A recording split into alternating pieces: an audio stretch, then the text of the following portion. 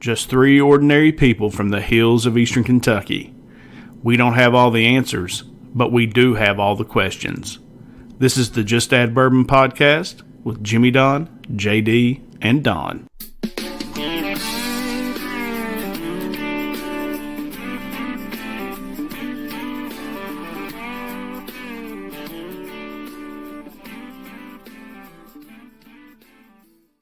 Welcome, everybody, to the Just Add Bourbon podcast. I'm Jimmy Don Kerr. I'm Don Giesica. I'm JD there. And it is another beautiful Sunday evening here in the hills of eastern Kentucky, and we've got a bunch of fun topics to talk about this week. Before we get into it, I want to say hi to my co-host here. What is going on, guys? How has your week been? Hey, mine was, I'll be honest, this has been a tough week for me. And I'm still blessed, don't get me wrong, but we've had two losses in our family. The McCoy family is like family to me because Patty married my cousin Jaybird and she lost her mother. And then Jaybird also lost his mother, who was like a second mom to me. So it's been a tough week, a lot of praying, a lot of sadness, a lot of celebration too, though, that we had, their lives to share in. So here we are, another week of life. Yeah. Yeah. It's just part of it, JD. Special shout out to the McCoy family. They've been close to me for my whole life. They live right across the road from me. I love Betty to death. It was a weird, man. Like when you come to these end of life situations, like where do you belong? You know what I'm saying? Like, do you want to go over there and visit and let them know how you care for them, or do you just kind of stay back and let them do their thing, give them room? You know what I'm saying? Yeah. So I've always appreciated all the updates. Shauna gave online and Susan gave online, and even Patty and Jason gave online. So yeah, I appreciate their efforts, and I'm sorry for you guys for your loss. My heart goes out to you. But I always thought the world of Betty. She was always really good to me. Yeah, real I just don't sweet. want them to think that my not showing up, not being present, meant they was out of my mind. You know what I'm saying? That's right. I'm definitely hurting for them, but it's just always hard for me to figure out. That where do you fit in at? Like, do I need to be on them, letting them know I care? Do I need to back off and let them have their space? Because a lot of people are different about things like that. And I'm sorry that Betty, lost her battle with cancer, and we hate it. We hate it for sure. Yeah, it was awful, but we all got through it. I wasn't able to go to Betty's services either. I had a doctor's appointment that put me down for 3 days, but yeah, so it was a rough week, but we all got through it. And I know that Betty and Clary both want everybody to, go on and keep living. So here we are. But and it's funny to say, because I have a hard time going to the funeral home, right? Like I don't like going. I don't know what it is. It's just, you don't know what to say. You don't know what to do. You hate it for those people, and they're in your, in your thoughts and your prayers all the time. It's a hard thing to know what to do. Right. And absolutely shout out to the McCoy family. I think we all know and love the McCoy family. That's one thing about being from a small town is you kind of know everybody. And, and it's one of the greatest things about being from a small town. It's also one of the worst things, but it's, but it is a great thing, especially when it comes to when someone passes. But thoughts and prayers out to the McCoy family. Yeah, McCoy and Hale family both. And Hale family, excuse me, yeah. Patty and Jaybird lost mother and mother-in-law in 3 days. Wow. Yeah, that is rough. Yeah, so no good way to segue out of that, but sorry I missed last week. I saw that we had the pop-up show and we had Jimmy the Don and Erod on screen. JD, were you able to come on and do a show after your Chiefs took that L? Yeah, man, I'm a big boy. I can handle it. They got outplayed, man. When you're up 21-10 at halftime, you shouldn't lose. So, well, no, you're right. And I said that position at the end of the half ended up being paramount, and ended up losing the game or one stupid play. But it's life, man. It's football. It's why they play the game. Yeah, that's right. Well, it was funny because I was at a dance competition, and of course, this time of the year, it seems like that's where I'm at every weekend. But it was interesting because me and JD were talking a little trash before the game, and but at the end of the day, we're just having some fun. But this competition I was at was in Columbus, Ohio, so there was a bunch of Cincinnati people there, dance teams from Cincinnati there. So everybody and their brother had on Bengals gear. Like, it was crazy. And I made friends with all these people out in the lobby, embarrassed my girls to death. They were like, what are you doing? You don't even know those people. And I'm like, it doesn't matter. We're all part of Two-Day Nation. Have they not got used to that yet with you? No, they haven't. But there were some people, they had their phone and they had a projector and they were playing it on the wall. actually playing the game while the competition was going on. And then this, one of the coolest things that I've seen was they were doing awards, right? And so, team will get announced as a winner and everybody cheers. Well, the Bengals won, and all of a sudden, like the entire place just erupted in cheer. And I mean, it was crazy. And the girls on the stage turned around and looked like they didn't know what was going on because they didn't announce a winner. And so everybody just kind of erupted in cheer. And I stood up and was yelling like, "Who dey?" I don't know. I was going nuts. It was a lot of fun. JD said, "Oh, that play." I was like, "Dude, I'm not even watching it. I'm watching it on my phone. Literally, I'm watching some team do hip hop right now." But that was cool, though. That was cool. I'm sure that was a cool experience for sure. Yeah, and you know what? Good for the Bengals, man. You know what? They've been a laughing stock for a long time, and they have. They finally got a bunch of high draft picks. Good for them. They should be good at now. So, well, honestly, like that sounds like sour grapes, but it's not really. I'm glad. I mean, I'm glad this fan base is getting to experience this, man. It's been a long time coming. It was a long time for the Chiefs, right? I went through those years, bro. I went through those years. Absolutely. And now you've got Mahomes, and you've got this group of young quarterbacks in the AFC. Oh, God. That's going to make this so much fun for the next however many years, because you got the new generation. Brady retires. Now you've got Burrow, Mahomes, Allen. What's the dude in LA? What's Herbert. his name? Herbert. You've got the new crop coming. And they're legit, bro. All of them's legit. And they're legit. Because Mahomes is a bad man. I would never dreamed that you give him that kind of lead. And they blow. Chris. No. I would never dream that. And Knox, I did win the dance competition. I win every dance competition because I was there. No doubt in my mind. Every time. So Super Bowl's next weekend. I have another dance competition to attend. So I will. I don't know if I'm gonna get to watch the game or not. I'm so do we have predictions for next week? Oh, you'll live. Yeah, let's do predictions. So Don, who do you think is going to win the Super Bowl next week? I think the 49ers will probably, or not the Rams will probably win. I was going to say, nope. No, the 49ers will not win, Don. I was reading Chris's, and that got me on the Niners. I think the Rams will probably win, but I'm going to go for the Bengals or Bengals. One for the Bengals. So it's not going to Cincinnati at all either, man. But just looking at the matchups inside the game, I think LA's just got a better roster, just to be honest with you, from top to bottom. Going out against Stafford and that defensive line is ridiculous. That's the difference, right there. That's the difference because that's the difference. They're gonna be able to handle those guys one-on-one because Aaron he's showing up quick. He's a man, dude. He's gonna be there. I promise you. But let me say this: I thought that the Chiefs would win last weekend too. Oh, everybody thought the Bengals were going to lose every week. I'm going for Cincinnati, but I'm always going to go in when you're such an underdog. I always go in, accepting the underdog fate, but also thinking that we can come out on top too. Yeah, no, I actually agree with you. I thought we were going to win that game. I really did. At halftime, I was feeling really, really good. Yeah. But I knew they could beat us because they did it just a few weeks ago. You know what I'm saying? But I just think the matchups within the game definitely push toward the Rams win here. That's my opinion. No, my opinion is that that's what's been said about the Bengals since the first game they played in the playoffs is that they weren't good enough to beat any team that they beat. And they beat some of the best teams, in the AFC to get to the Super Bowl. And I think they got a legit shot. They do have a legit shot. But I agree with JD. Aaron Donald's the difference, dude. Yeah. That's a man. I mean, that's a man right there. That's a man. And that's the difference. And, Burrow, I forget what game it was. He got sacked 9 times. Yeah. And this is a different kind of animal coming at you. So if he can hold up in the pocket, they can run the ball. I think they got a shot. But it's going to be a good game. The difference is Tennessee didn't have no offense. Yeah. And the Rams do. Right. So, I don't know. I hope it's a good ball game, but I think SEC's quarterback's going to win the Super Bowl this year. I guarantee. That's right, baby. That's right. That's all that matters. So let's talk about our Cats. Cats go down on the road last night to Alabama and really handled Alabama. That game was never in doubt. The first 4 minutes they jumped up on us like 9-2 or something like that, 9-1, and then after that stretch, we just kind of rolled through. Yeah, and real really physical game. Yeah, real physical game too. I mean, my gosh. Lots of physicality going on. The Cats look good. I mean, I think they're definitely a Final Four team. Don't you guys think so? Oh, we're legit. I honestly, like Ashibwe is like my favorite cat I love all time. That dude is awesome, man. I love Michael Kidd Gilchrist. That's probably been my favorite cat, like all time.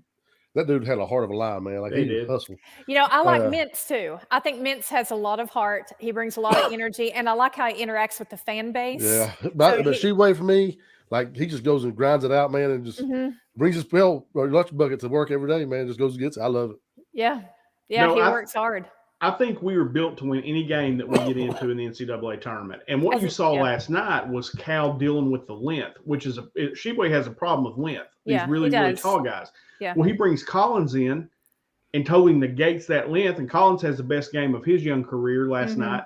And we just kind of rolled Bama. And Bama's legit. They're good. And you beat them on their home floor. I think we're legit good. I think Gonzaga, Auburn, us, and probably Duke are the 4 best teams. And if we can win out, we're going to end up being a 1 seed. We can win 7 of 8. I think we got like 8 games left. If we can win 7 of 8, I think we're a 1 seed. Going in the tournament, we avoid those 3 teams. And I think we've got a chance to cut down the nets. I'm pumped. One of the things I like about Sheboy, man, is like as soon as we lost to Auburn, he's like, I want to play those guys again. I want to play them again. Like, he's not scared. You realize we haven't lost fully healthy since the Notre Dame game. The 2 games that we lost were Auburn and LSU, and our 2 guards got hurt. And if fully healthy, we haven't lost since that Notre Dame game. Yeah, and fully we're a healthy team since that game. Fully healthy, we can beat anybody at any time. So it's going to be an exciting March Madness, boys. It's going to be lots of fun. I was like, hey, so I got to know, Don, is Cal Perry a good coach now, or what? Like, no. I mean, we lost to Notre Dame, and now we're in the top 5. No, you can ask me every podcast, and I'm still not a crazy Cal fan. I don't do well with people who, I was all for Cal, and then I had a couple of interactions with him and witnessed a few things, and I'm just not that type of person. So one of them was with a valet guy, and the valet was a young African-American boy, and he got real excited to see Cal, and Cal just kind of did the whole throwing the keys and just didn't acknowledge him. I don't do well with that. I'm not saying that he's not great with other fans, but I haven't seen it yet. Right. So it's not so much Cal coaching. I don't think he's a great coach. I think he's a great recruiter. It has everything to do with him being a liberal, Don, is all it is. I have to understand how this does. I knew his daughter was. I don't know what his politics are. I assume he's a liberal. No, he's a liberal. Yeah. No, I was just kidding. Yeah. I was giving JD a shot. Oh, okay. He works. I say he's liberal. I will say this. I do think that we play better. This is going to sound so crazy. This is such a girl thing to say. I think that we play better. I prefer when Cal wears suits. I think he looks good in suits. I think our coaches looks good in suits. Every time we won a championship, which is only one time under him, he has been in suits. And last night he looked good in suits. Let the other ones wear their little sports things and keep our coaching staff in suits. Yeah, there's my input. No, my whole idea though was like, I don't think you can lose Notre Dame early in the season and then beat Alabama at Alabama and give Auburn all they can handle and not be a good coach. I mean, you can recruit all you want to. Those are I don't think that you can have a number 1 recruit team and the best talent year after year after year and not go deep every single time. So we can argue that. No, he doesn't. We can argue that all day long. I mean, honestly. So it's the same talent, though, that lost to Notre Dame, but now they're not. They would beat Notre Dame by 25 tomorrow. You asked me point blank, do I think Cal is a good coach? I answered you. Yeah. It's not about the team. It's not about the record. We can go back to, as long as you want to go back. It's about, because the record goes back to other coaches in there, unless you just want to talk about only a certain window that proves your point. Well, I mean, he's done it year after year. He's lost the teams early in the season, then beat them and made the Final Fours. Right. But did he do that on? Did he do that? Same exact recruit. Did he do that on his own, JD? Or nobody said that. No, nobody said that one time. No, because you said, "Do you think Cal is a good coach?" I said no, and then I said Cal builds good teams. He recruits good. That, if you want me to give you a win, that could make him a good coach. Yeah, that's exactly. But no, as him as an individual, I don't think anybody. Well, that's a different thing. Him as an individual, and he asked me individually, "Do you still think Cal is a good or a bad coach?" Yeah. So if he builds a good staff and wins, what does a good coach do? Here's the thing. Here's what I just said. I said I would give you that, JD. Okay. Here's the good coach thing to me. Everywhere he's been, they win. Period. They when he was at UMass, They were nothing.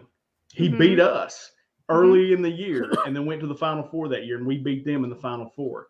Okay. He went to Memphis, which was a nothing team.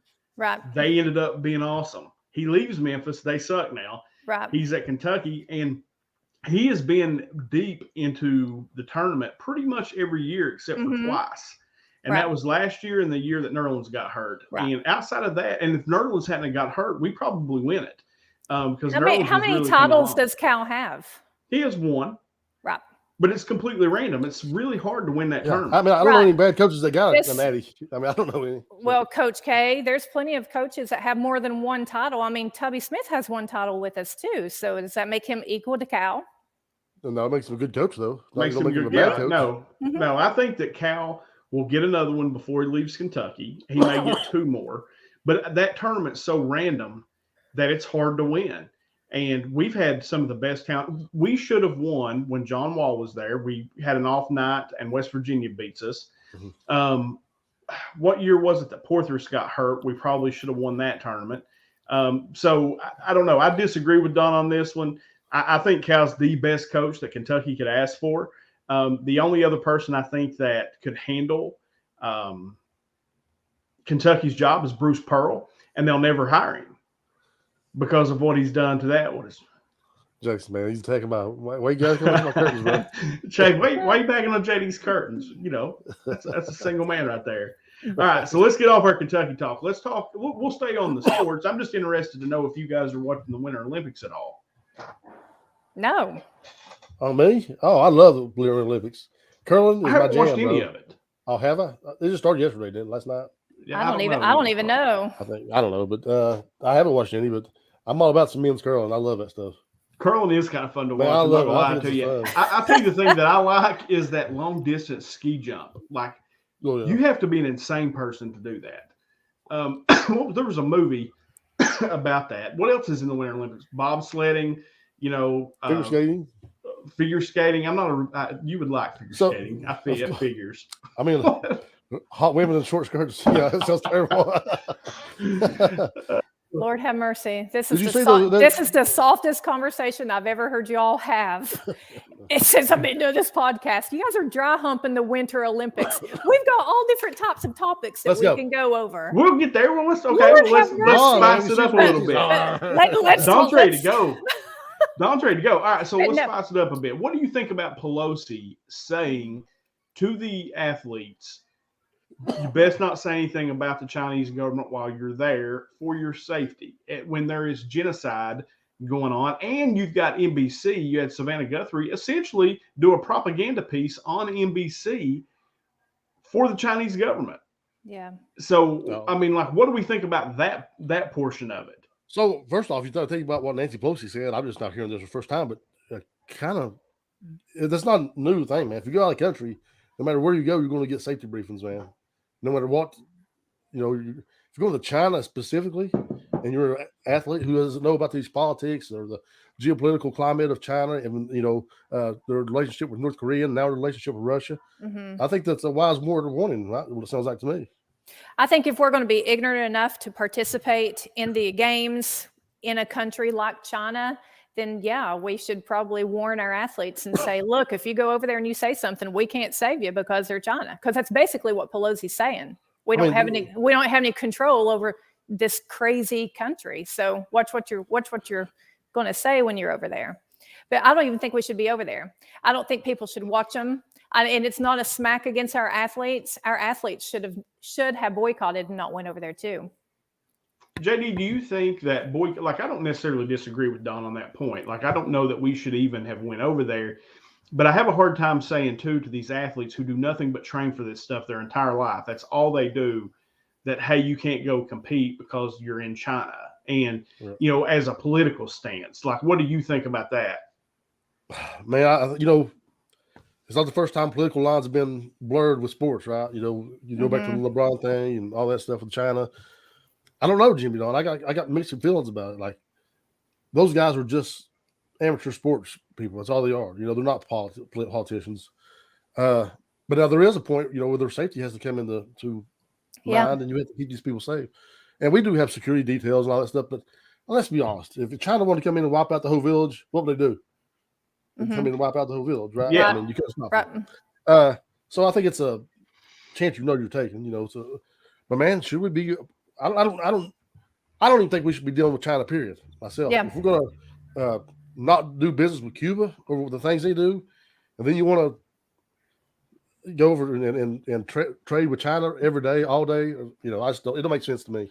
Yeah. No, and I agree with that. I agree. 100%. Yeah, me too. And like I said, if the athletes are going to compete, then they should just go compete. And it probably is for their safety, and Pelosi's not necessarily saying anything like what Chris just said. It's probably the first time I've ever agreed with anything Pelosi said. Yeah, me too. You probably shouldn't say anything because it's untelling what they'll do. But it's just, it kind of goes to a bigger point is when it comes to China, you're not allowed to say anything. You had the executive from the NBA, that basically got shut down. I think he was from Houston. He just simply said he doesn't agree with the genocide and the human rights violations that were going on there. And he essentially got canceled. All these big loud voices like LeBron and all them with every social issue that's going on in this country won't say anything about China. Why? Because of the money. Yeah, that's right. And I think that's ridiculous. It's hypocrisy in that way or at least that's how I see it. Yeah, no, you're right. It's hypocrisy in plain sight. Mm-hmm. I mean, it's right there in front of us, when they scream one thing and then do another. So I agree with Todd. I think the committee needs to be completely disbanded. And I mean, clearly they chose a country that nobody really wants to be participating therein. I mean, I don't think so, but they did it anyway. So and the thing about here, which is where things start getting blurry, in my opinion, is now you have Putin wanting to was it Shay? What's his name? The Xi, I think. Xi. I mean, now they're buddying up because Putin wants to show that he's got some strength over there. And these guys are now hosting the games. So it's like, this all stuff is just so marred up and mixed up, man. Stuff. Yeah. It gave him a big platform, didn't it? Sure. That's exactly right. It gave Putin a big platform. And a lot of our intelligence were saying, this isn't even it's just a marriage of convenience now. It's just a marriage of convenience. Well, maybe. Maybe. Don't know though. But why do you think that they feel like they can do that, Don? Like they can show like this big form of strength. Do you think it's because they think that the U.S. is weak and this Biden administration is weak? That's what I think. Is that they think the Biden administration is weak and they can do this. Yeah, like all these threats that they're making against Ukraine. I mean, I guess we're projecting Russia to invade Ukraine in a matter of days now, right? They could have done that over the past 4 years, but they chose not to. They're about to find out we're not weak. They're picking their time. That you don't just go and pick a fight when everybody's ready for the fight, right? You pick it when you know that you're going to have to fight the weakest people. So I'm afraid that we're going to get involved in something that I hate to get involved in, but I don't know what else. I don't know what Biden can do. Yeah, JD kind of answered that. Well, no, I just feel like that Biden's in really a no-win situation. Like if we go in and we secure the border and we put troops there to help with the NATO, and back those guys up, then we're like, everybody's going to yell, it's not even our place to go over there and be the world's police, right? And then if you don't do it, then you're weak. So it's like, you're damned if you do and you're damned if you don't. So you got to make the decision that you think is best. And I think Biden's going to do that. I mean, supposedly we promised Russia that we wouldn't let Ukraine in NATO in the 90s. And so I can kind of see both sides on why Russia doesn't want it to happen and wants us to keep our word. And I can see why we shouldn't get involved. And I can see why we should get involved. I'm glad that I don't have to make those decisions. Yeah, tough job.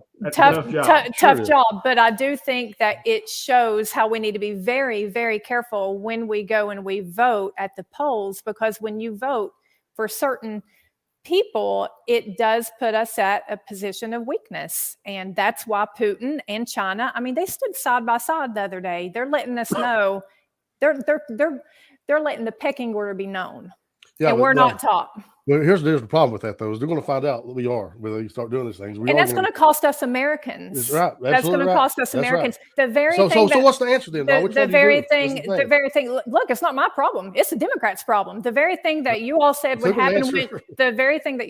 happen when Trump was president did not happen. It's happening now. It's fixing to happen under Biden. I mean, just 2 years ago, y'all were screaming, we can't go into war. We need to stay out of war. Trump's going to get us into war. And now y'all are like, hell yeah, let's go to war. Well, if you go to war with Russia, you're going to go to war with China. And we won't win anytime soon. And we won't win easily. And it's going to cause. Here's the thing. Yeah, and we're not. These guys with strength, and we're not. You can't just back down and say, oh, well, just do what you want to. You got to answer with strength.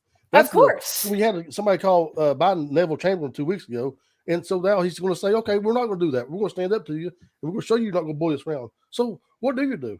You're wrong either way. This is where it's above all of our pay grade. This is where they need to look and figure out all this foreign stuff. I'm not the expert. I'm just a hillbilly on a podcast with 2 of my friends, right? But all I can do is point out what people said a year ago. And I know the Democrats for years said Trump was going to launch us into World War III. Well, now that we actually have a war brewing right under our nose, nothing is being said.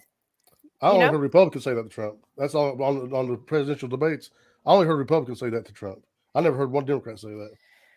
Well, I mean, I don't, Yeah, we'll have to agree. You're saying you didn't hear a Democrat say that Trump would get us into war? I never heard the Democrats say that. I heard Chris Christie say that. Yeah, that's all they said. During the 2016 presidential debates, Chris Christie said that. He said, you want to get rid of the war like this guy. You don't remember that? Oh, no, he 100% said it. Okay. Chris Christie said that. Yeah, so I can say all Republicans said that too. It's one of them did. Yeah, but the Democrats. Okay, everybody. I can say everybody. Everybody said that Trump was going to go to war. Trump did not go to war. Now with North Korea, that's all we heard. That's all we heard. That's all we heard. Yeah. I don't know how it was all over Twitter. It was all over the news. It was all over everything. Yeah. I know the problem with what Trump did while he was there is when you have meetings off record in a back room with Putin. Now you're changing the subject. You're changing the subject. What I'm saying is you don't know that he's not giving him power and say, hey, man, wait till I get reelected. We'll roll in. Yeah, but we can say that. But we heard Obama say that. Tell Vladimir that I can help him. We heard that on a hot mic. So I think there's backroom dealings, JD, with all the presidents. I don't care if you're Republican or Democrat. There's backroom dealings.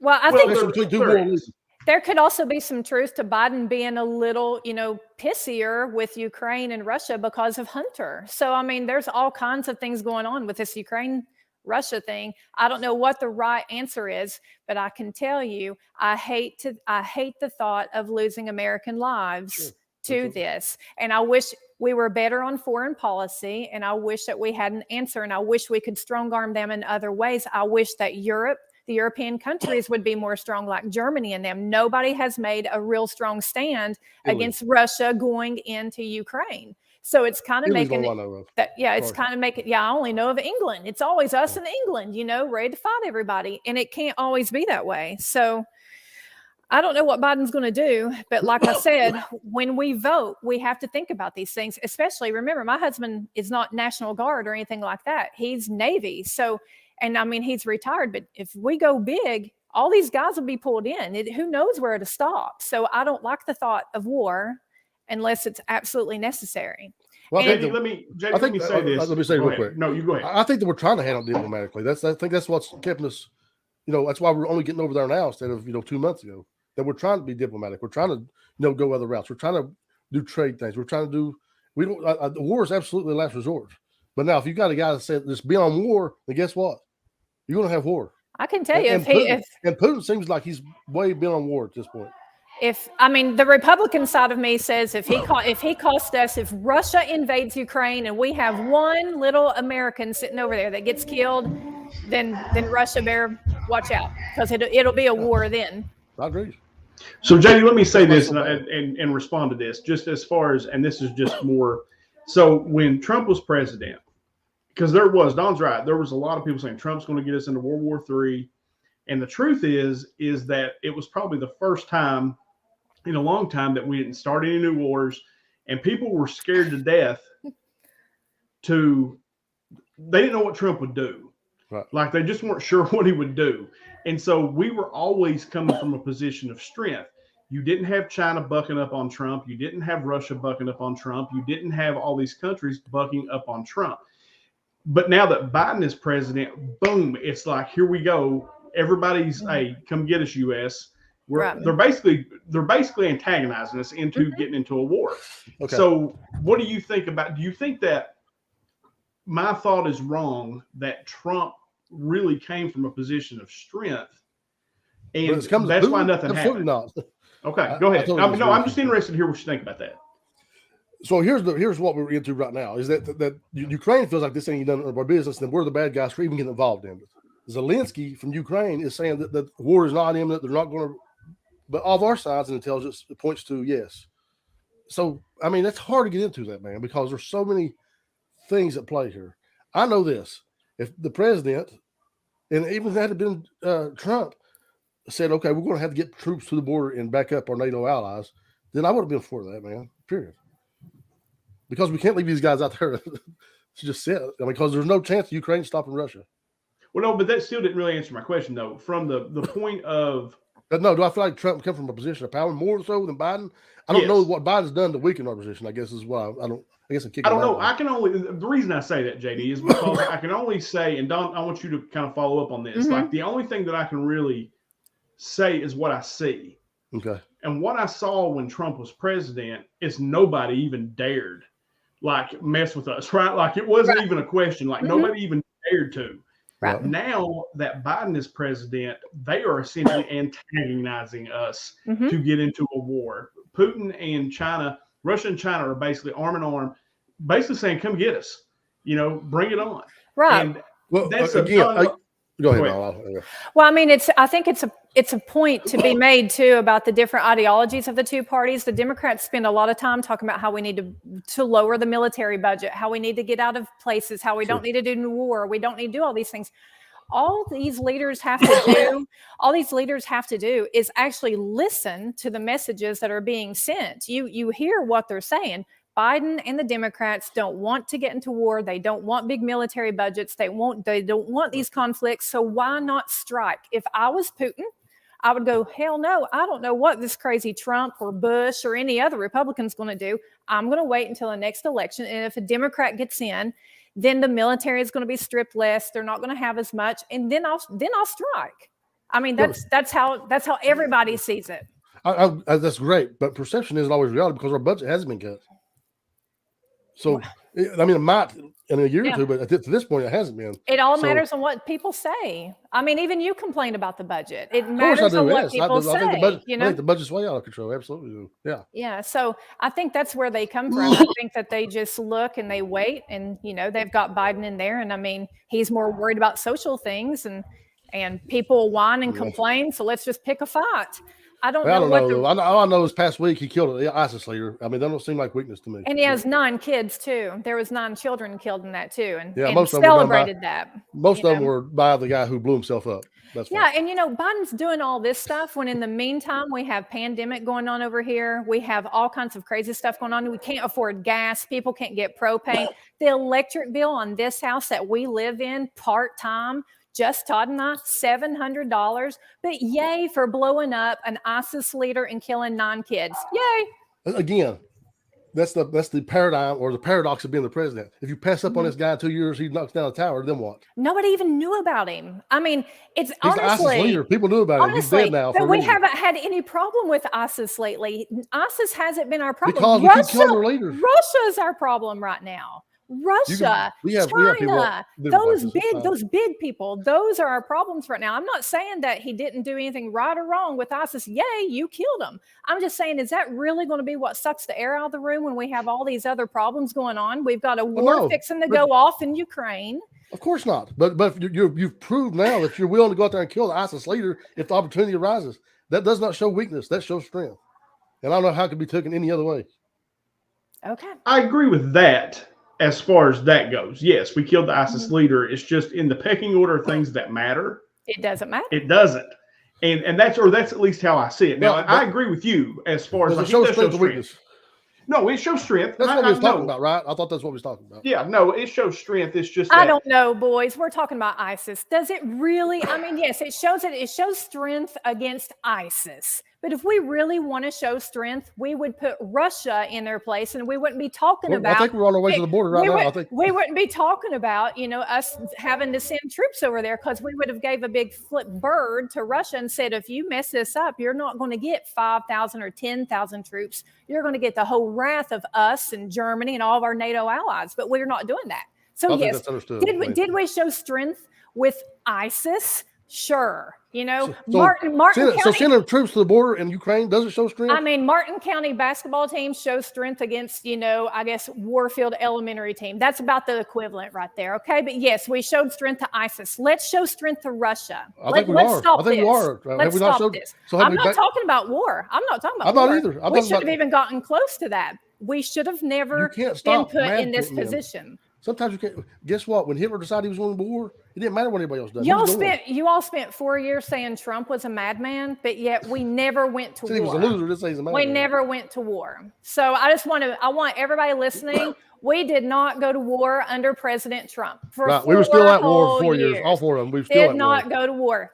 But we were still at war for those 4 years. Did not go to war. But did he start any of those wars? No, he didn't start one. No. All right. So, and I think that's the thing. But one of them was ended since then. Right. I don't think. Yeah, for sure. We did end the Afghanistan very crazily and left people over there. You know, we didn't exactly stick that landing. Yeah, we lost 12 people. You're right. We'll run with that. They got thousands of people out, lost 12.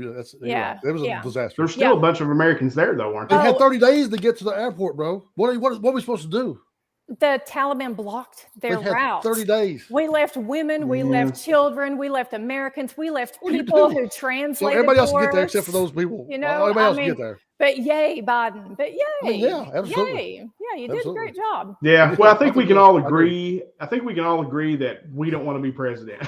So it's a hard job, and you can't win or lose. I don't care if you're, you know, what side of the aisle you're on. If you're the president, you can't win because somebody's gonna get pissed at you. So let's move on to this other topic, because this is the topic that really interests me this week, and it kind of goes back to 2 shows ago. You know, we got taken down from YouTube because we had a conversation. JD's fault, no doubt. Yeah, of course it was. Well, we blame it on JD. I'll take that what. Yeah, but no, you know, we got taken down off YouTube because we had a conversation about a Joe Rogan podcast, where they had these gentlemen on there giving different views of the COVID thing and the treatments and things like that. Sure. Okay, so we got taken down. Then Rogan first, Neil Young and Joni Mitchell come out and say, hey, we don't want our music on Spotify if Joe Rogan's going to be on there. And I think that was shot one, thinking people might care. Nobody cares about Neil Young and Joni Mitchell. I like Neil Young. And Joni Mitchell. I like their music. I know Joni Mitchell is still young. I don't know either one. Both of them had good music, but at the end of the day, they paid Rogan $100 million to come over there to Spotify. So you're going to lose that battle. Absolutely. Well, that didn't even make a dent. So all of a sudden, this compilation comes out of him saying the N-word. And I mean, like, they're legit trying to cancel this dude. Okay. I mean, he's got one of the biggest podcasts in the world. And for me, it's one of those places like Don and I were the biggest podcast, I'd say, man. Yeah, and Don and I were having this conversation before you got on, JD, about Bill Maher on HBO. Mm-hmm. Now, Bill Maher is a left-leaning voice, but I really like Maher's show because he has real conversations. Sure, it's a real conversation, you know, and it's not stuff that I agree with 99% of the time, but I like to hear the different viewpoint, and it comes from smart people, you know, that are sitting on there talking. So I enjoy that show, and it's funny. Yeah, I agree. Rogan is exactly the same to me in the sense that it's funny, but he has on people where you have these different conversations.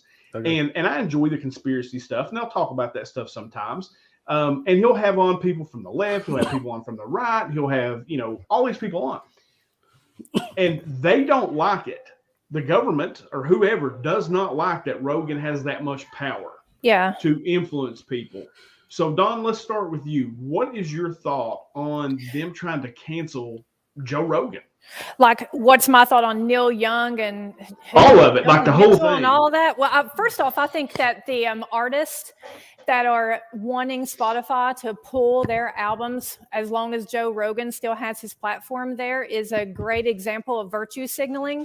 They're fine and dandy with sharing the light on Spotify with the likes of R. Kelly, who is a sex trafficker, other artists that use the N-word freely, other artists that talk about in their music and all this stuff is talking about women as being hoes and all of this stuff. But now but now they want their music pulled because Joe Rogan interviewed scientists, Harvard trained scientists. So I think it's, like I said, I think it's virtue signaling. I think they just are mad now because it doesn't fit whatever their narrative is. I think it's ridiculous. I think that free speech needs to be free speech no matter the content. JD, the big thing, I think the Neil Young thing and that I just thought that was silly. Like that made me laugh when they said, well, we're going to pull our music. The big thing is, though, and this is a trigger button for everybody, is, they put this compilation together. Now, it was out of context. They just basically put this thing together of Joe Rogan. Sound bites. Trying to fry him. What do you think about that? I think that's way too far, man. First off, we talk about the Neil Young thing. And you know what? I know this is a different take, but you know what? Kudos to Neil Young. At least he is standing up for what he believes in. Maybe he's not fighting every battle there is to fight. I get that. But you got to stand up sometime. Eventually, you got to stand up for what you believe in, and maybe that was too far for him. Do you think Neil Young had any ideals that he was going to win that? No. Absolutely not. He knew what the score was. He knew what the score was. But you know what? He stood up for what he believed in. So I'm not going to bash him for that. Now, as far as these guys going out and work, how hard did you have to work back through all these daggone videos of Joe Rogan saying the N-word and putting all that stuff together, man? I don't think it's that hard. I think there's technology out there where you can key a word in. No, like you can put a word in and play it, and it'll pull the clips with that word. I didn't know that. Still, who wants to take the time to even do that? Right. Unless you really got almost a personal vendetta to pick with somebody. I just think that's way too far. Yeah. I think, I listen to Joe Rogan. We'd listen to Joe Rogan before we started this podcast. Absolutely. I'm all about people having free speech, and then Joe Rogan saying, "Oh, I believe this, I believe that." That's fine. But I also think it's all right if Neil Young says, "Hey, if he's going to be on there, I don't want my music on there." I don't have a problem with that either. You got to be able to stand up for whatever it is that you stand up for. I agree with that. I think we've all talked about cancel culture before, and none of us are really down with it because, ultimately you could cancel everybody at some point. Sure. We're just going to cancel everything and cancel everybody over anything that we can dig out of their past or anything that they may say in the future. It seems insane. I think as long as people apologize and try to move forward in a better way, then let's just go on. But all right, so let's I'll tell you what's more. Go ahead, Jetty. No, I was going to tell you what was more concerning to me is that we're still canceling books and getting books off the shelves that teach us history. Mm-hmm. We got a school district in Tennessee who's taking a Holocaust book off the shelf because it makes them uncomfortable. Motherfucker, it's the Holocaust. It's supposed to make you uncomfortable. You know what I'm saying? Like, when is that supposed to be comfortable? You killed 6 million Jews. Anybody killing 6 million Jews? It's not a comfortable subject, right? So that's way more of a problem of cancel culture than getting somebody on the podcast. Well, let me ask you this, and this may be completely off base, but let me throw this out there. I agree with what you said, JD, that taking these books out of the libraries like the Holocaust, it's supposed to be uncomfortable. It's so history doesn't repeat itself. You got to know your history. But doesn't that apply to what they were doing in the South, taking all these statues down? How is that not the same thing? I'll tell you, that's not the same thing. That's a great question, by the way. So these statues weren't built until after the Civil War, well into the Jim Crow South. Those people were putting all these statues as a reminder that you black guys are still in the South. This is still the South. Everyday reminder of that. That's not the same thing as being able to pick up a book and read about something and learn about it. It's totally different. Okay. I think it's a fair answer. Don, do you agree with that? I'm still trying to figure out why people, if they think the South is so racist and so terrible, why they're still moving down here. Honestly, as far as the books and all the statues and stuff, we've covered that a million times. I don't think you should erase history. I think everything should be out in the open, books, statues, whatever. Nothing really bothers me on things like that. But if it bothers somebody else and they need to remove it, fine. As long as you have, I guess, the majority and that's what you vote for, then have at it.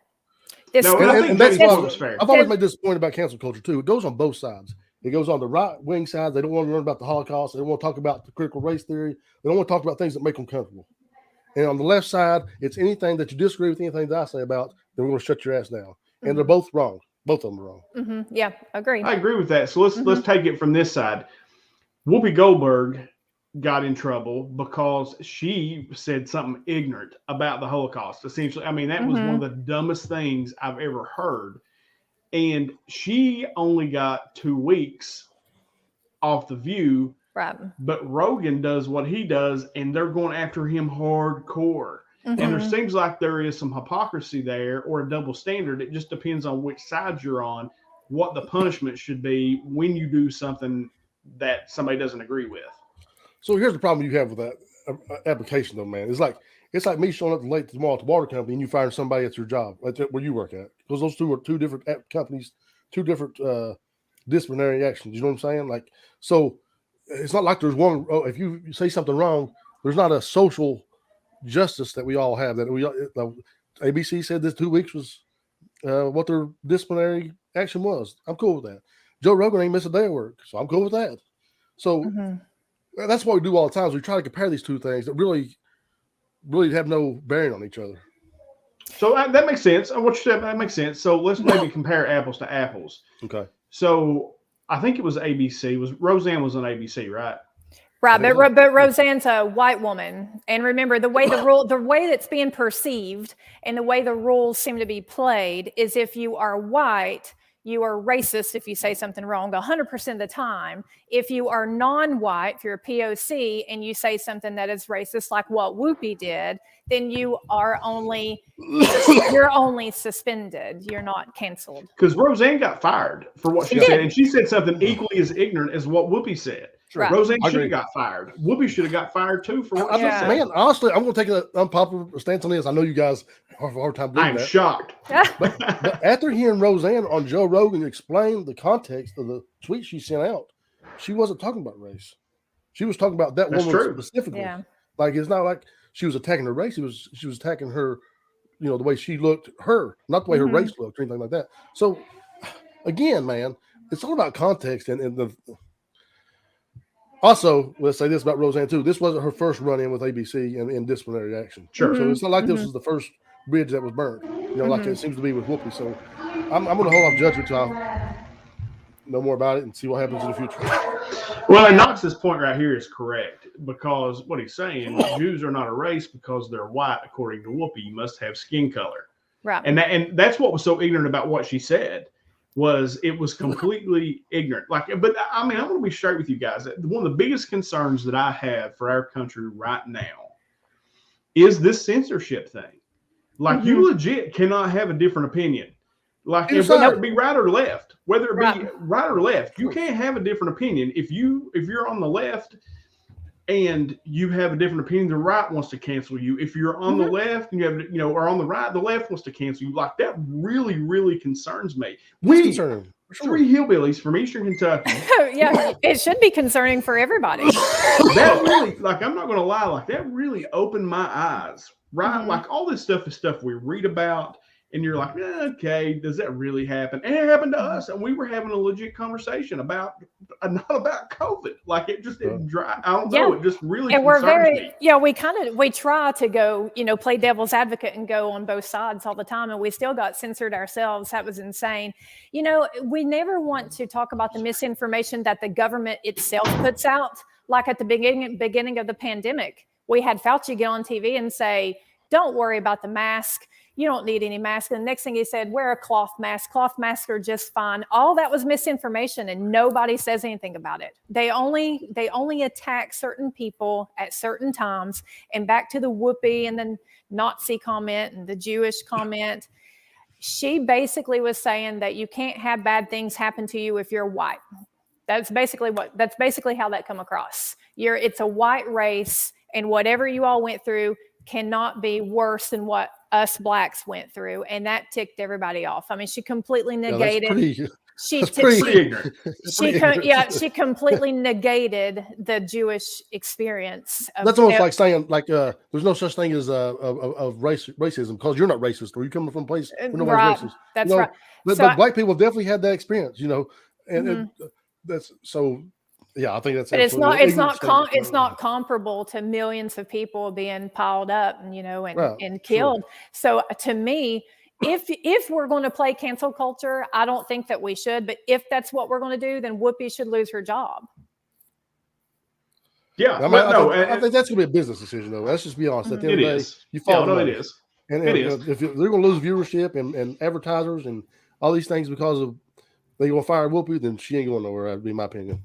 Oh, she won't go anywhere. I'm just saying, if we were actually playing by the cancel culture rules, she would lose her job. She would be fired.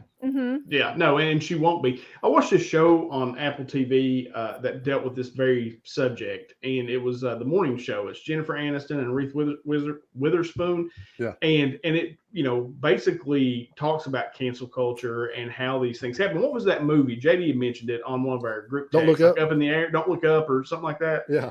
Oh yeah, that was a good movie. Yeah, and if anybody's not seen that is you talking about a parody on the way culture is today and the way people believe what's on social media and all that. Absolutely. That was insane. Phenomenal cast. Like, I mean, it was really good. But I think Don even said, but these are the very people in this movie that do this crap. So, and I thought that was kind of deep as well. And one other thing, while I'm talking about TV shows, do y'all watch The Righteous Gemstones? Dude, I love that show, bro. No. Absolutely. Oh my God, Don, you have to watch that show. I haven't heard of it. Peacemaker? Oh, Peacemaker's the greatest thing ever, dude. Like, it's so good. That best opening of any show ever. I'm up here watching Sweet Magnolias, and y'all are watching Gemstone stuff. I'm probably way off mark. I'm watching chick flick things. The Righteous Gemstones is a dark comedy. And what's the dude's name, JD? It escapes me. Danny McBride. Danny McBride. And Eastside Bound and Down may be the greatest show that's ever been made. Yeah, Eastbound and Down may be the greatest show ever made. And Danny McBride is a national treasure. I'm going to say it right here, right now. That man is a national treasure. But it is about a televangelist family and what it's really like. Them out preaching the word and then what they're doing actually behind the scenes. Like, it is one of the craziest shows I've ever seen, and I love it. I mean, love it. And it's on Netflix? No, it's on HBO Max. Oh, HBO Max. Okay. I'll check it out. So it's Peacemaker. I watched Tinder. She's not gonna watch the Peacemaker, bro. Yeah. I'll tell you right now. No, Don, the Peacemaker might hurt your feelings. I watched the documentary, the Tinder Swindler. Have you guys watched it? I turned it on to watch it, and I turned it off. Oh my God! That one will blow your mind a little bit. It'll blow your mind on how smooth this one guy was, but how ignorant the girls were too. But I mean, yeah, watch it, and then we'll talk about it. But yeah, it's a good watch. It sucked me and Todd both in. Tinder Swindler. Yes, and I'm talking money. I'm talking money on top of money, how this guy was able to talk women out of their. I mean, it's just, you just have to watch it. It was me. Maybe I know. I'm like, my God, what are we doing in healthcare? JD's like, I'm gonna watch this. This is an instructional video. I'm gonna get in shape, Jose. I can tell you that. And I'm dying to blurt out the end, but I won't. But you'll just have to watch it because the way that it ends will just blow your mind. Now, JD, do you agree? I think Peacemaker might hurt Don's feelings, but Todd would love it. Todd would love it, yeah. Todd would love it.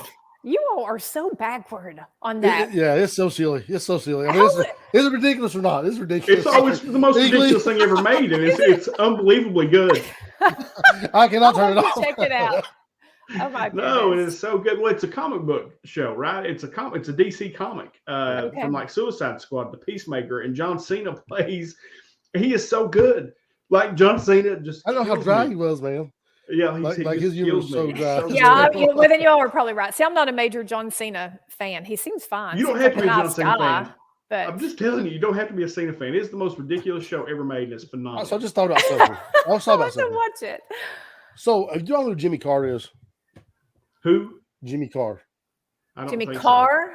So. Yeah. C-A-R-R. He's a British comedian, and he tells the worst jokes. I mean, he's hilarious. I think that shit's hilarious. But he tells the darkest jokes like you could ever think of. And his show is on Netflix right now. It's called His Dark Material. It's like a spinoff on that show, His Dark Materials. Uh-huh. And I want you guys to watch it and tell me how this guy's not canceled. So it's a weird dynamic that you can get canceled. Like the ABC executives or Spotify executives can decide to take your show off there or what. Mm-hmm. But how these people continue to make material like that over and over and over. Like Jimmy Carr, man, when you watch it, you'll be like, oh, like I squished a couple of times. That shit was tough.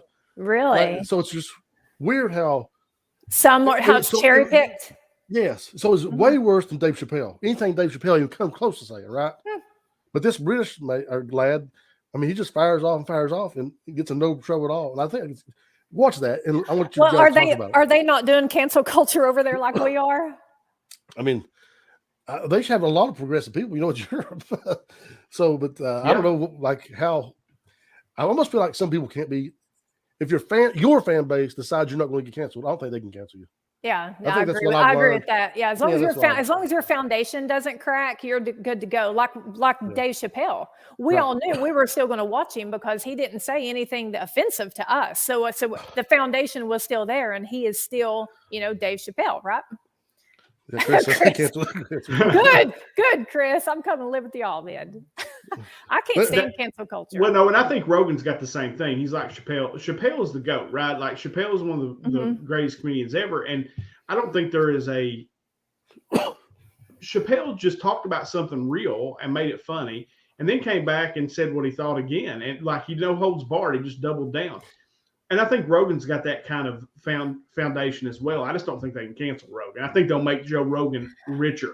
I don't know. One thing it looks like, honestly, that they're really trying to cancel is women. I keep arguing about making that point all the time. But did you guys see where they're coming out with the pregnant male emoji? Well, how crazy is that?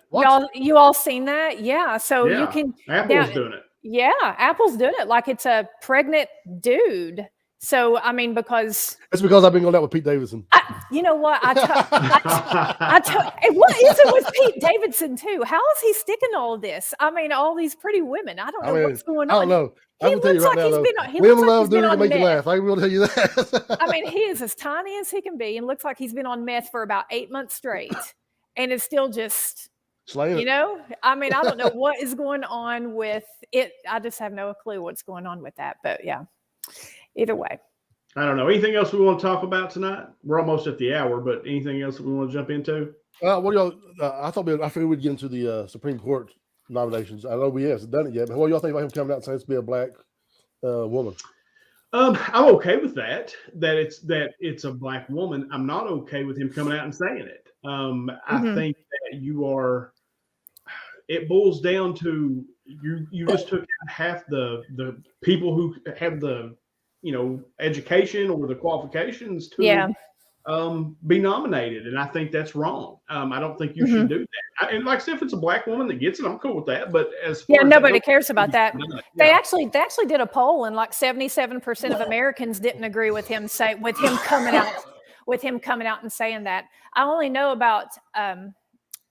a little bit about his nominations. I will say this. I really hope that they don't go with the Ivy League girls. Right. I'm ready for a state. I like that. Sure. I listened to Lindsey Graham on that, and I'm locking the idea of a state school. We've got to get out of the mindset of only Ivy Leaguers are the ones that know how to change the world. When we're sitting here on platforms that people who barely graduated high school created. Hey, why'd you look at me when you said that? I mean, I'm talking about look at everything. Everything that we're dealing with is college dropouts. Sure. You know what I'm saying? So I mean, I'm hoping they go with the South Carolina girl.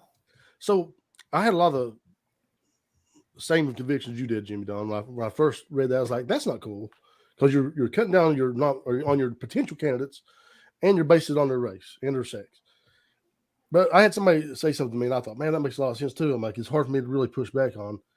Is how many black women have been passed up for all these years because of the Good Old Boys Club? And I thought, man, that makes a lot of sense too. Like, it's hard to. So let's give. I don't have a problem with. Let's give them one. Let's see. Yeah, well, black people make up 13% of the population, but I think I read a stat the other day that said federal judges had like 30% of black women. So that's kind of. So there should be a lot of people. So it's not like they're being overlooked. Like people try to make it out, they're not. We've had a black woman first lady. I'm gonna push back on that a little bit. We've got black women scientists. As a woman, I do not want you all to tell me straight up, you can't have this or that unless because you're a woman. I don't want that. And I don't think that those women do. I think it negates their experience and their intellect. And I don't think that they want to look back on this 25 years from now and go, they selected me only because I'm a black woman. Well, I don't think they should do that. I think they should nominate. I know, but black women with the qualifications. But the problem I have with that is we've been a country over 200 years. We've had one black president, and we've had 0 black women on the Supreme Court. I still think that's not because it was designed that way. I don't think that was just chance. We do have a person of color woman on the Supreme Court. We do? And she's liberal. She's Latina heritage. The Sotomayor. Yeah, she's not black. She's not black. Latina. But okay, I mean, sorry, I didn't know we were going straight for black. I forget. Oh, I thought I said black. I forget that we're going straight black, and everybody else doesn't matter. But we do have people of color. Everybody doesn't matter. We do have people of color on the Supreme Court. We absolutely do. Sure. Black people represent like 13% of the population. We have progressed. I'm not going to sit here and let people completely say that America, look at us how we was 200 years ago. I'm looking at America right now, and we have progressed. Sure we have. We but have. This has been by design, Don. It's not by chance that only white men were president for the first But here's the thing. It's not by chance. But here's the thing, JD. We have progressed so much in this country that there is no reason for anybody to say that I'm only going to hire a white man, or I'm only going to hire a black man, or I'm only going to hire a Chinese woman. We really don't need to say that. We've progressed so much. In your opinion. We've progressed so much, not just mine. 77% of Americans agree in the poll that nobody liked when Biden said, don't nobody else apply unless you're a black female. We honestly have progressed so much to where he can choose Chinese, Korean, he can choose Native American. We don't have not one of those on the Supreme Court, but nobody says anything about that because it's not popular. It's not popular. I agree with that. Right? I agree with that. So that's where my pushback is.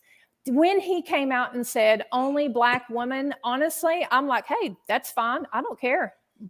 Because I'm a girl. I want women to be able to be in these big positions because I'm a girl that's a mother of two girls. So black women should be represented on that court, is what I'm saying. The population is 13%, right? No, I agree. I have no problem with that. But if we're going to play that, then please, let's get Native American, let's get Chinese, let's get Mongolians, let's get American Ghanaians.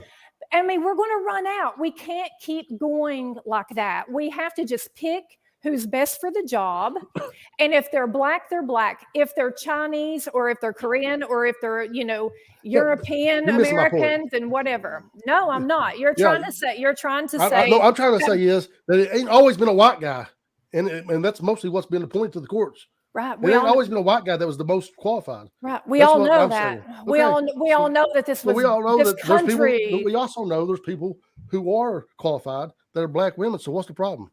There is none. Nobody's literally arguing with that. I don't think anybody cares about that. Like, I think it's just, I think as far as being a black woman, I think that's great. I mean, it doesn't bother me. I don't care. Doesn't bother anybody. As long as she's qualified. It's when he said it. It's when he said. It's just when he said it. I just thought that was wrong. Because I agree. I think it was a crazy thing to come out and just say. But the same thing, had he not said it, then it's very no. I think had he not said it, it wouldn't even be a topic. I mean, honestly. No, it wouldn't even be a discussion. He could have chosen a black woman and been nobody would care. Honestly, I think it would have been more of a celebration because women I like to think that the majority of women like to see other women do good. So I think it would have been more of a celebratory thing that, hey, we're getting another woman, but maybe I'm wrong. Let me ask you this. It's kind of on the same topic, Jamie, but like this guy in the NFL, is it Flores? Flores, the guy that was the Dolphins coach that's suing the NFL. Yeah. What do you think about that? I don't know enough about it, man, to have an opinion, honestly. I don't know. Oh, wait, now backstory that Jimmy Don, is that the one, JD, because I don't know either, so maybe Jimmy Don can tell us, is that the one that interviewed down in Miami? Am I getting that right? He was the coach of Miami, I think. He was the coach of Miami. And didn't the owner tell him to lose to throw the season? Yeah. He told him to lose so they could get the draft picks, like they do in the NBA, where they'll tank so that they can get the draft picks. And the guy was like, absolutely not. And he ends up getting fired. And he's saying that's why, but he's suing because it's for like discrimination purposes. Like there's not enough black head coaches. NFL came out, I think it was today or yesterday, said, hey, we're going to try to make sure that everybody has the equal opportunity to obtain the job, right? It's not equal results, it's equal opportunity. Sure. Yeah. Which is what it should be. Yeah. And the best made the best man win. I think affirmative action, equal opportunity is, the reason why I got my jobs. There's no doubt, because women didn't have a seat at the table at any table. We didn't have the seat at the kiddie table or anything like that. So I'm all for that. Where I think we're going too far is we're so hyper focused on one particular race, which is the African American, that we're leaving out everybody else. Whenever they start pushing and saying, like, for instance, the Asian community, they're large. They could say, oh no, now I need X amount of positions here. I need X amounts of positions here. And if not, America's racist. I think we got to get past all this race stuff and just live together and try to progress together and move on. I think that's a great sentiment, but I think the only way we're going to move past it is we get people in positions of power that don't look like me and you. We've been doing that. Good. And we need to continue. Yeah, no, I think we need to continue it, but I think Don's point's taken too is that it's become such a, I don't care what you say, you're a racist, right? It's just, but it's like this though, man. It's like me as a comedian going out trying to find gigs and like, oh, we're doing all girls gig this week. Should I be mad about that? I'm the white dude. I'm getting left out because I'm white dude. Should I be mad?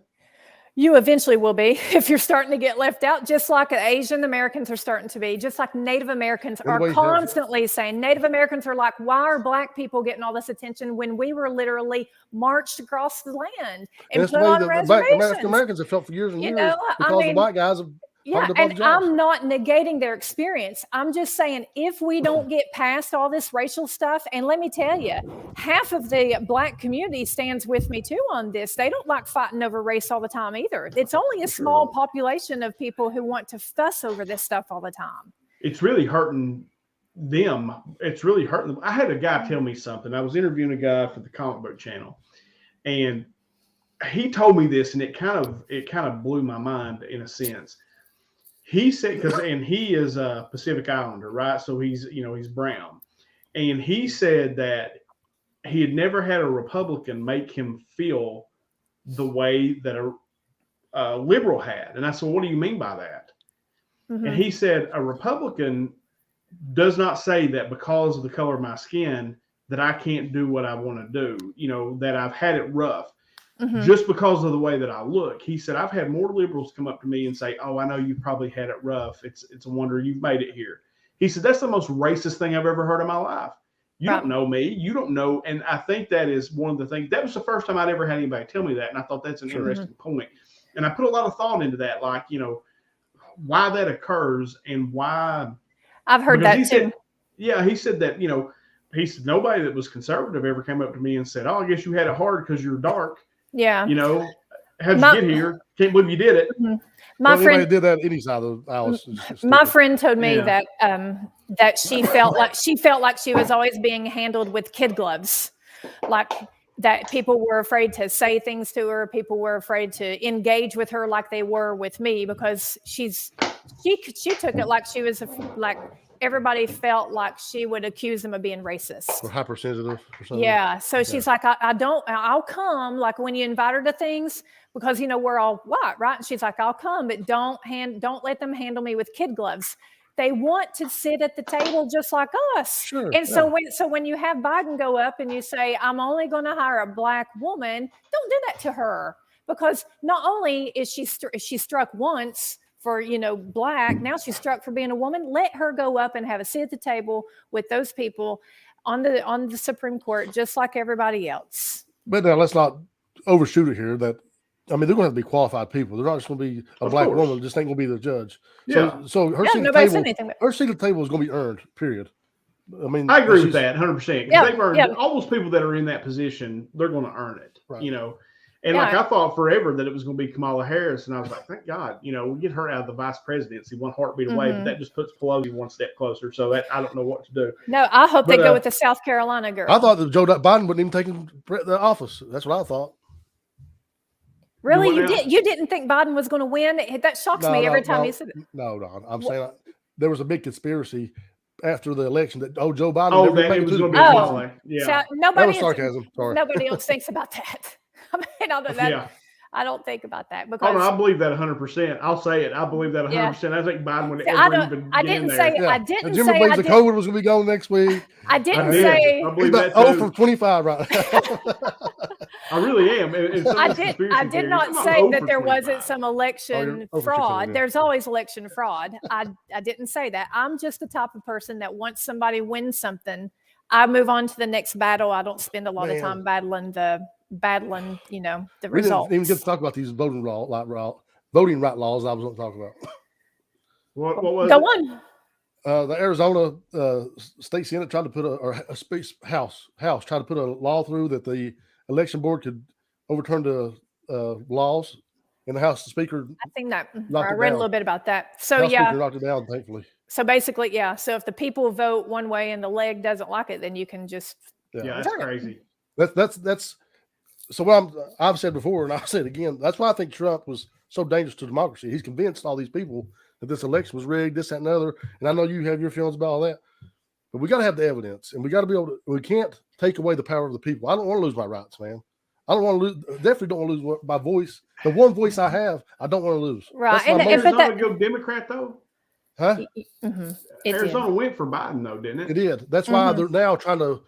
That's why the Republicans. So the other side's trying. That's wrong. Yeah, that's 100%. Yeah, but they're both crazy. The Republicans and Democrats both are crazy. About this one, Republicans are more crazy.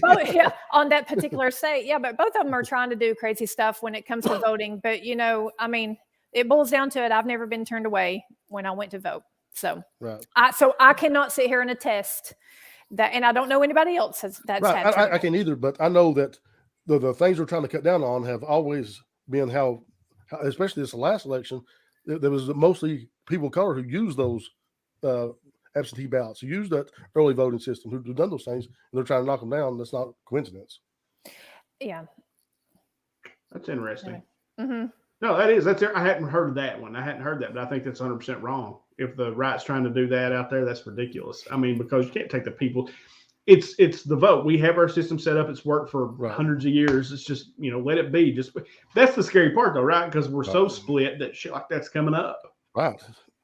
That's the scary part. And not about. Oh, I even got to bring that up. Did you see Mike Pence push back on Trump again this Friday? And Pence is right. He did. He's absolutely right. People hate. Yeah, people hate. I hope Trump runs in 2024 because he has no chance to win.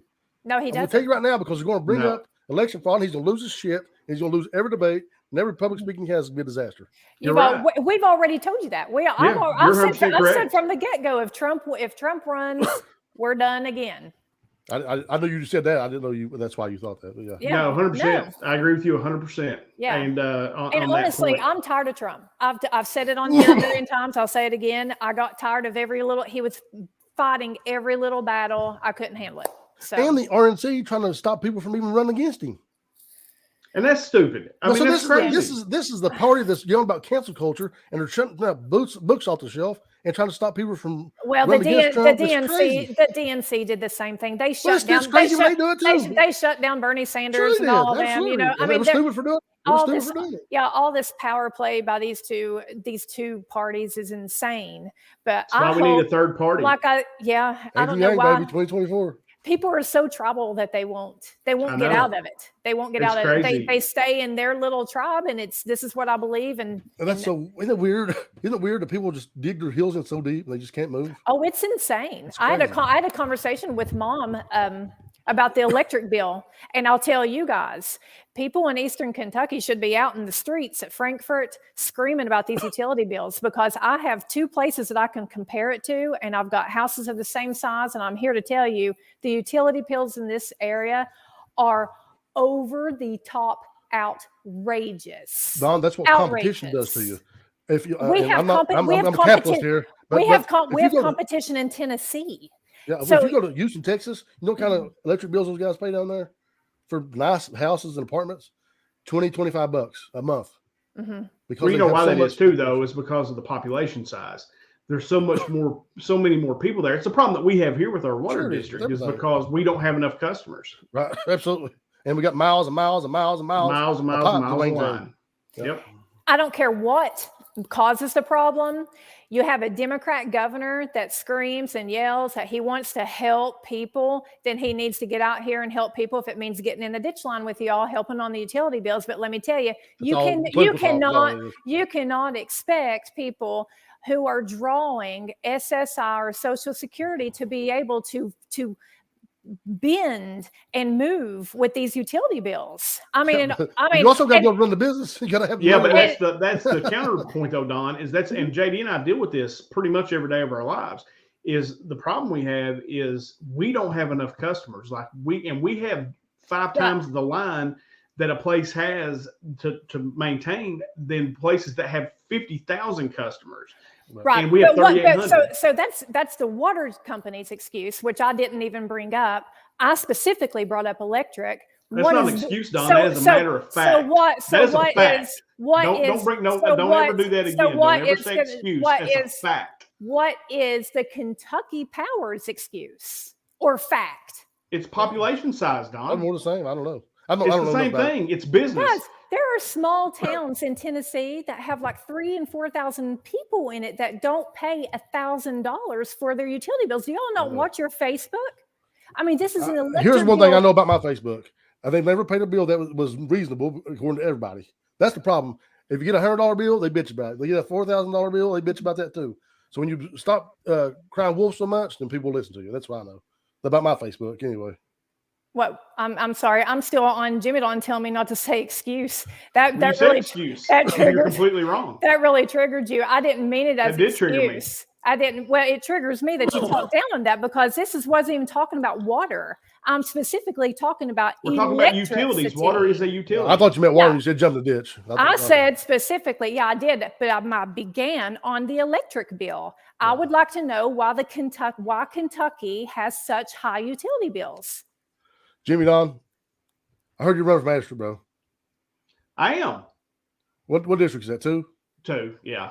What district is that? Inez? It's Coldwater, John Davis, which is where I live, and a little bit of Black Log. You say John Davis? I thought it was called something different, man.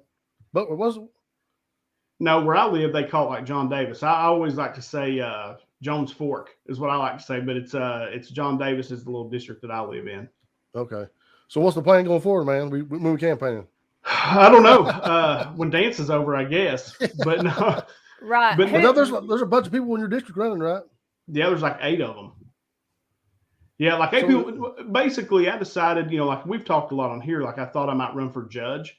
But the truth is I don't have time for that job, and we need, as a county, we've got to have a full-time job. Somebody that can do that job full-time. Full-time, right. And I can't do that. So I think I can help. The water district, I think, is on a solid foundation now. Like finally, after 4 years, we've got it on a solid foundation. I think I can step away and maybe kind of be, from the county aspect, I think I can help there. Mom, we're not allowed to talk about utilities. Oh, Don. But no, that's what I think we're going to do. So I just think I can help from that standpoint. I think I can help on the county side. So that's what I'm going to try to do. Who's magistrate now? A guy named Roger Priest, but he's not running. Yeah, he's stepping down. So this is what happened the last time Roger got elected, wasn't it? And then a bunch of people like run and still vote for each other. And then I basically bust the vote up. That actually I think works well for me. I think it'll work well for me because most of those people live in a certain area, and I'm the only person in this area. So I think that may help me. Right. There you go, man. Good. And why didn't you run for judge? Just because I don't have time. And our county needs somebody that can dedicate themselves full time. And I just can't do that. And we've got a guy that's done that, right? Like really went after the money for like the county he was in. Stuff like that. So how powerful are magistrates? They're the ones who basically run the county government. I mean, they make the decisions, like the judge brings everything to the table and then the magistrates are the board vote. Yeah. They're the board. It's kind of like the board. Yeah. Right. Kind of like what I do for. So would you be able to talk to people about utility bills or electric bills? Yeah, I guess.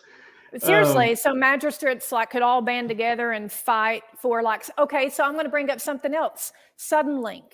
Everybody complains about Suddenlink. Would you be able to have a voice in that?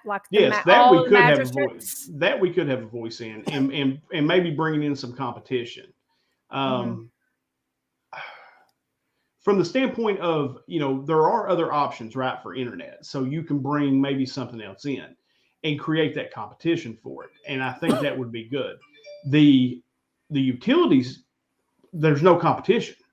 It just is what it is, right? You've got AEP or Kentucky Power, and you've got, Martin County Utilities. So it just kind of is what it is. And you're running it based on that because we feel, look, it triggers me when people talk about the water district in the sense that that's the excuse, and that is not the excuse. It's fact that for years and years and years, the way that our water system was ran was because they were trying to hold bills back on people, because everybody here is poor, and we know that. And I've lost many nights of sleep over that very fact. And I think that's why that aggravated me, what you said, because I've lost nights of sleep worrying about people here in this county because I know they don't have the money to pay those bills. But at the end of the day, it's a business. And if we don't run that business like we are now, they ain't going to have water at all.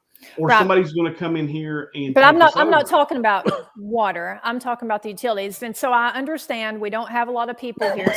So because Eastern Kentucky doesn't have a lot of people here, wouldn't magistrates and county judges and people like that be able to go to Frankfort and petition? Like, is it okay to just gouge people and with these big bills, electric bills or whatever, don't get triggered? Because this isn't an attack. This is not an attack. This is honestly because I, as a customer, can get triggered too. I, as somebody who can compare it to living in another state, can go, wait a minute. Why is the houses are the same? One's lived in full-time, one's lived in part-time, but the one that's lived in part-time is 4 times the price when it comes to electricity. That's hard on people. And I know you lose sleep, Jimmy Don. I know you try to do a good job. That's why I want to grill you a little bit on this magistrate role. Would you be able to have a voice to where you go to Frankfort and you go, look, this has nothing to do with water because Martin County is Martin County working on their water. But these bigger companies that bring in electricity, is there something that can be done with that? Can magistrates? I don't know. Okay, I don't so you'll think learn so, all that. because I think that is more at the state level, right? And it's at these, there's a public service commission for Kentucky. Mm-hmm. Whoever is the governor gets to appoint that commission, and they deal with these utilities, and they deal with costs. Like anytime there's a rate increase, we don't just to get, like on the water side, we can't just raise rates. Because we want to.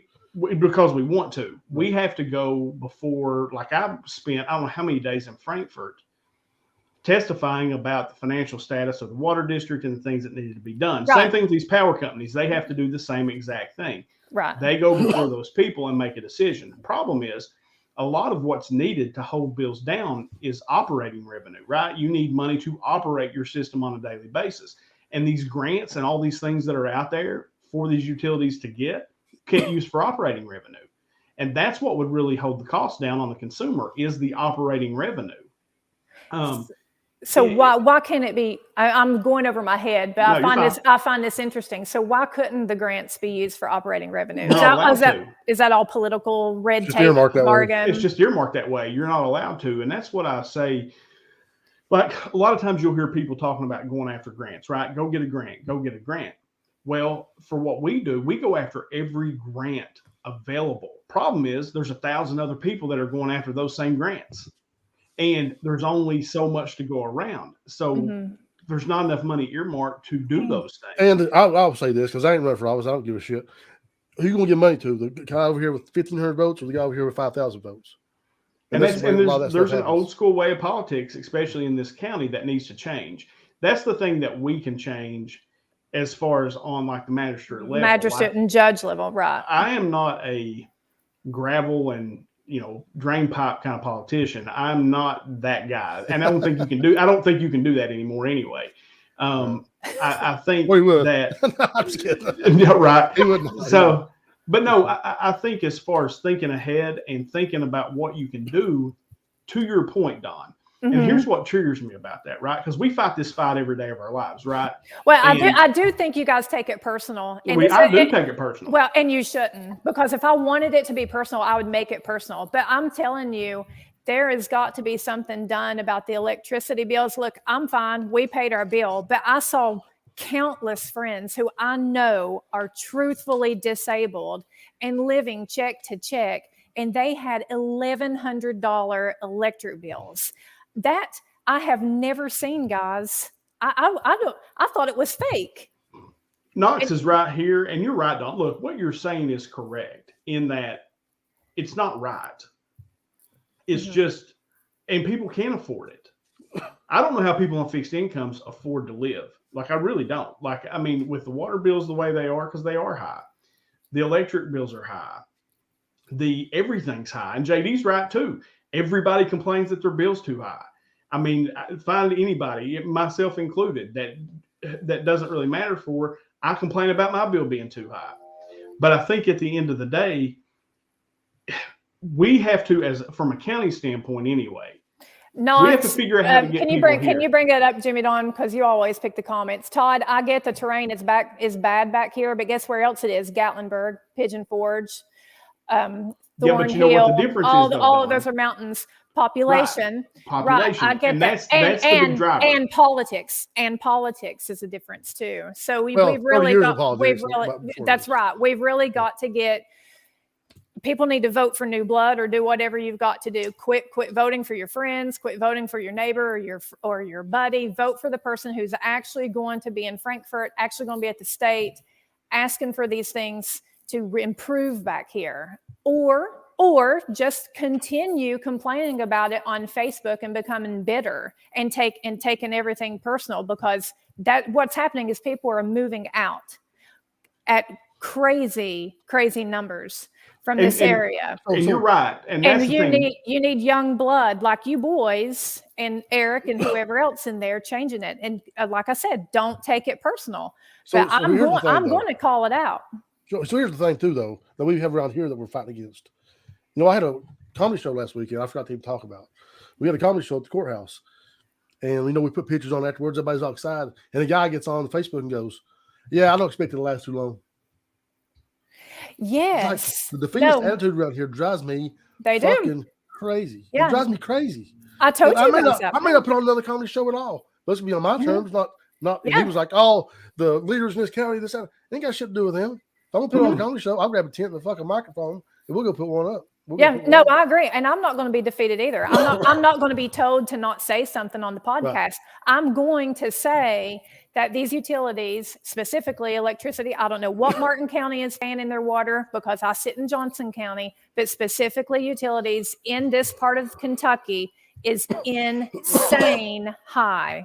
And is it to do with population? Is it to do with terrain? Don't know, don't care.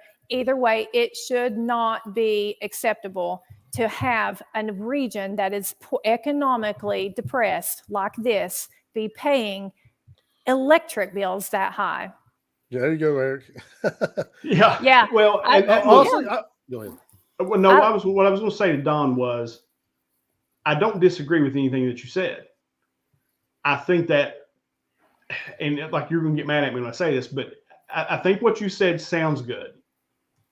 I just don't think in reality what has to happen here in Eastern Kentucky, I can't talk about any place else. I can't talk about Tennessee. I don't live there. I don't know how it is. All we can do, like what I think that I want to do as far as a magistrate, what I'm looking for is what can we do to bring jobs here? Okay. If we can bring jobs here, whether that be with internet, because I think that is the future, right? Right. Commerce, online commerce. I think you've got to figure out a way to allow your people to work. And if you can do that, then you can start working on bringing these bills down, because at the end of the day, and again, I can't speak for the power company either. You're not wrong in what you're saying. Like, I don't disagree with what you're saying in that the bill's too high. It's that at some point it's about supply and demand. And the reason things are expensive, a house here in Eastern Kentucky, you know this, you bought a house in Johnson County. You can buy the same house probably in Tennessee for half the price. And it has to do with our terrain, because Knox is right. The terrain is everything. With the water district, JD can speak to this better than I can. The terrain is everything. And I think that's the same thing with the electric companies as well. But then you've got less and less people to spread that over. So the cost is higher, because at some point it just costs what it costs to operate. No, I agree with what you're saying. Totally. I just don't agree with the order, because, and I think that everybody will agree, because when you look to move somewhere, I look at what it's going to cost once I get there. So Todd walks in about 2 weeks ago with his paycheck, and he's like, look what they took out. And I'm like, what? And he's like, oh, they took out these extra taxes because of Johnson County taxes. And you know what I did? In all honesty, you can ask him. I threw my hands up and I said, you wanted Kentucky? You've got Kentucky. They will nickel and dime you, and you won't be able to find where that money goes. That's just how it is back here. So when you talk about bringing jobs, that's great. People do need jobs because we have to have something to lure them back here. But what's also going to be considered is, like you said, the house price, and then what's it take to run that house. Y'all have definitely got to get some 30, 40-year-old people running this place back here, because now you have the internet. You have people like me, and I can look at people in Martin County just like you guys can. My clans are huge over there. And I can say, Mom, Uncle Ken, Uncle Mid, y'all can go 4 hours south. You have no state taxes. You have lower taxes altogether, except for sales tax, and your utility bills are next to nothing. Your car registration. If there are politicians like Norman McCormick and them that watch this show, I'm here to tell you, everybody needs to be on how you can lower cost. And I don't care what your excuse is for how hard it is. It needs to turn into actual fruition of getting some change for these people back here. People shouldn't have to leave the hollers. They shouldn't have to leave their families. I should have never had to leave my family, Jimmy Don, but I moved to Tennessee. Your kids are probably this close to being able to stay back here. They're going to have to fight to stay back here. We've got to fix the bleed. And I know it sounds good. But you know what? I've been underestimated my entire life, and people are like, you can't get that job, and you can't do this, and you can't do that. Well, I've done everything that I wanted to do twice. So here's one of the problems as I see it, man. Like, there's something that's really, I mean, we talked about before, I'm sure, on here plenty of times. But the brain drain continues to swallow up all of our talent and our young people. Because I can tell you, when we get Ashton, Jimmy Don, we won't let her go. When she goes to Vanderbilt, we will fight to keep that baby.